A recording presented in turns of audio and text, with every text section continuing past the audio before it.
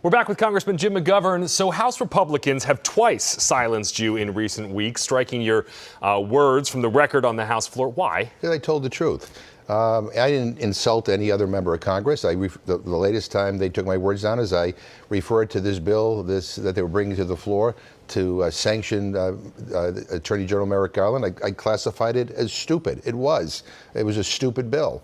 But they can say whatever they want about President Biden and Democrats in the most vicious, offensive terms, and they're not held to account. I merely say a bill is stupid, or I say that Donald Trump has been convicted of on multiple felonies, and all of a sudden they want to take my words down and silence me for the day.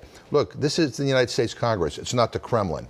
And I'm not going to be silent while they try to basically trample on my First Amendment rights. What are the odds Democrats can take back the House? I think they're very, very good. I really do. I mean, I think, on the issues, Democrats are on the side of the majority in this country. I think we have some great candidates. I think if I were a betting person, I'm saying we're going to win back the House. I believe we can keep the Senate, and I believe we can win the presidency. All right, I want to ask you about something going on in your district and all over New England. A Stop and Shop in Worcester is among several. The chain will close. They're closing 8 stores in Massachusetts, a couple of dozen across the Northeast. It's the one on Lincoln Street.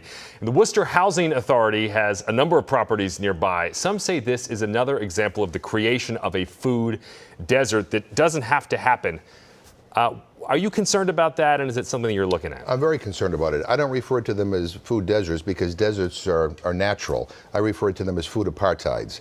The Stop and Shop made a business decision, which I think is unfortunate for the residents in that neighborhood, and I'm going to work very hard with the city and the business community to try to find a replacement. Look, food is a fundamental human right, and we live in a country where we have people who don't have access to good, nutritious food. We live in a country, quite frankly, where there are too many people that are hungry. 44 million in this country. We need to do a hell of a lot better.